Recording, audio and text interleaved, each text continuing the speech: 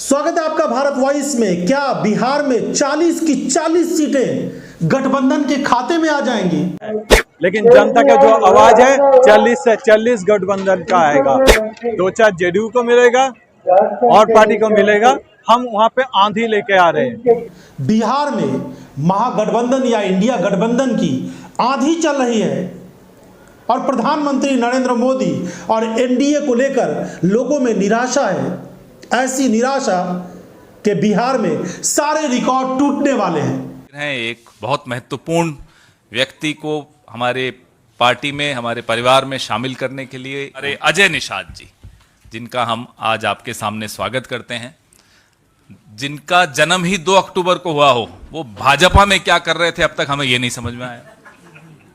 एक sitting MP Bharatiya Janata party के party join करें कांग्रेस पार्टी, आप समझ लीजिए हवा किधर चल रही है। आजकल साहब 24 घंटे जाग रहे हैं। जानते ना कौन है साहब जो 24 घंटे जाग रहे हैं? जो पहले 18 घंटे जागते थे, अब वो 24 घंटे जाग रहे हैं, इतने चिंतित हैं। ये चुनाव जो है धनबल बाहुबल का नहीं है, जनता के बल का है। तो जिसका जनता सम्मान करेगी, जिसको प्यार देगी, जिसको समर्थन करेगी, चुनाव वही जीतेगा। और जो ये लोग जो अहंकार फैला रहे हैं, खासकर सोशल मीडिया में जो भी कमेंट करते हैं, गंदे कमेंट करते हैं, सबका जवाब जनता देगी, शांति से देगी। बिहार में कई तरह की बातें इस समय सामने आ रही है। वैसे तो शाइनिंग इंडिया के तरह से चुनाव लड़ने वाली भाजपा की मुश्किलें पूरे देश में बढ़ी हुई है। जैसे बीजेपी की तरफ से 400 पार या 370 पार का नारा दिया जा रहा था, असलियत कुछ और ही दिखाई दे रही है।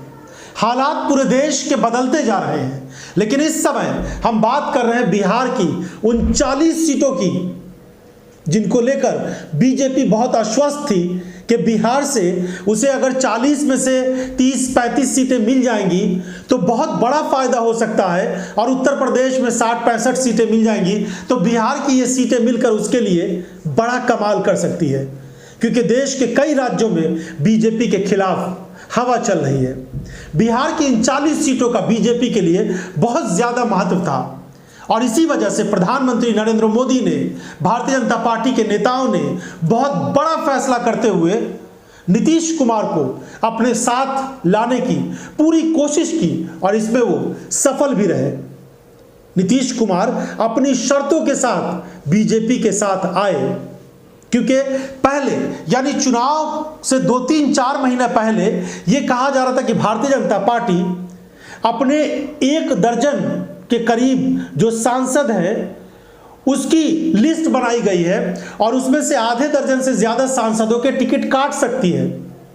उसमें गिरिराज सिंह से लेकर रामकृपाल यादव से लेकर और भी कई सांसद थे, लेकिन बीजेपी ने उस हिसाब से पिछले चुनाव में जो 17 सीटों पर बीजेपी चुनाव लड़ी थी बिहार में, 17 की 17 सीटें जीती थी। और कुछ उम्र का हवाला, कुछ नेताओं की जो काम करने की शैली है वो सही नहीं रहने की वजह से, कुछ नेताओं की जो जनता की नाराजगी है उसकी वजह से, ये तमाम चीज़ों को मिलाकर कहा जा रहा था कि आधे दर्जन से ज़्यादा सांसदों के टिकट काट दिए जाएंगे, लेकिन ऐसा नहीं हो सका। नीतीश कुमार को भारतीय जनता पार्टी साथ लेकर आई, क्योंकि जब नीतीश कुमार महागठबंधन का हिस्सा थे तब कहा जा रहा था कि बीजेपी किसी भी हालत में बिहार में चुनाव नहीं जीत सकती है, और जो उसकी 17 सीटें हैं और एलजेपी जो 6 सीटें जीती थी, यानी जो संयुक्त रामविलास पासवान की जो एलजेपी थी, चाचा भतीजा जब साथ थे, तो उस समय जो 6 सीटें जीती थी वो सीटें बचाना और 17 सीटें बचाना बीजेपी के लिए मुहाल हो गया था। लेकिन अब नीतीश कुमार के साथ आने के बावजूद स्थिति बिहार में उसी तरह की बनती हुई नजर आ रही है जैसी पहले थी, और इसके बहुत सारे संकेत मिले हैं। बहुत सारी चीजें ऐसी बिहार में हो रही है जिसको लेकर लोग बता रहे हैं कि बीजेपी बिहार की 40 सीटों को लेकर बहुत चिंतित है। 2019 के चुनाव में 40 में 39 सीटें जीती थी, किशनगंज की 1 सीट कांग्रेस के खाते में चली गई थी, 16 सीटें आई थी जेडीयू के खाते में और 17 सीटें बीजेपी जीतने में सफल हुई थी। लेकिन इस बार भी नीतीश कुमार को 16 सीटें ही मिली है और बीजेपी भी 17 ही सीटों पर चुनाव लड़ रही है, बाकी एलजेपी को और छोटी पार्टियों को दिया गया। सोचने वाली बात है कि अगर बीजेपी मजबूत स्थिति में होती तो जैसे दूसरे राज्यों में मौजूदा सांसदों के टिकट काटे गए हैं, क्या बिहार में वैसे टिकट नहीं काटे जा सकते थे? 2-3 को छोड़ दे तो बाकी सारे जो सिटिंग सांसद हैं उनको टिकट दिया गया है। अश्विनी चौबे जैसे नेताओं को छोड़ दें तो बाकी सारे सांसद इस बार भी चुनाव लड़ रहे हैं बीजेपी के टिकट पर, जबकि भाजपा में ऐसा होता नहीं है। यह दर्शाता है कि बीजेपी कोई रिस्क नहीं लेना चाहती है।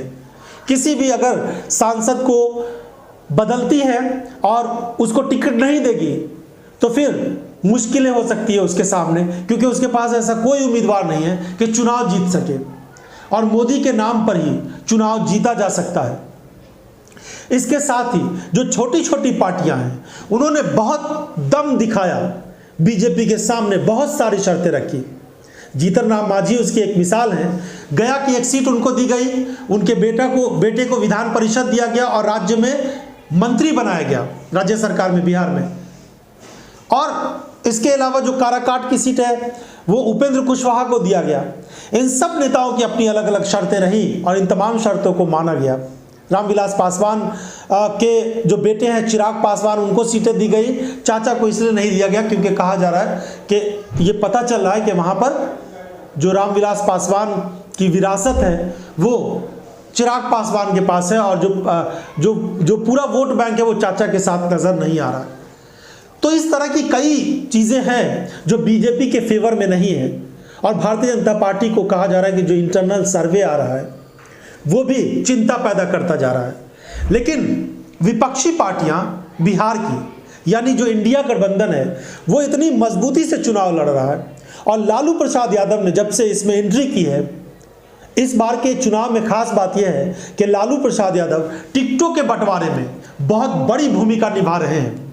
तेजस्वी यादव या राजद के बहुत सारे नेताओं का सहयोग भले ही मिल रहा है, लेकिन आखिरी डिसीजन लालू प्रसाद यादव का हो रहा है। जातीय समीकरण को लालू प्रसाद यादव इस तरीके से साध रहे हैं कि जो उनका यादव बहुल क्षेत्र है वहाँ भी कुशवाहा उम्मीदवार को उतार रहे हैं। तो लालू यादव की इस रणनीति को लेकर लोग कह रहे हैं कि बिहार में ऐसा जाल बुन दिया गया है कि बीजेपी उस जाल में बुरी तरीके से फंसी हुई है।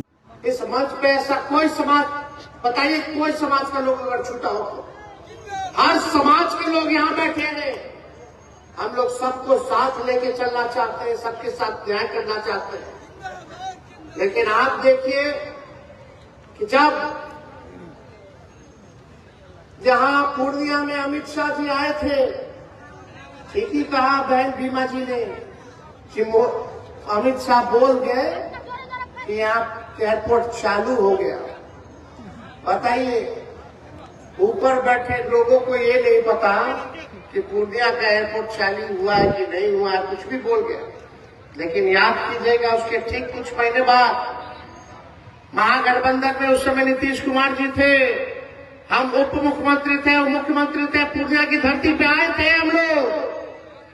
मुख्यमंत्री जी ने क्या कहा, हमारा कोई इच्छा नहीं, हमारा एक ही इच्छा कि भाजपा को बेदखल करे, भाजपा को हराए। आज ठीक चुनाव से पहले ऐसा क्या हो गया कि हमारे चाचा पलट नहीं गए, उनको हाईजैक कर लिया।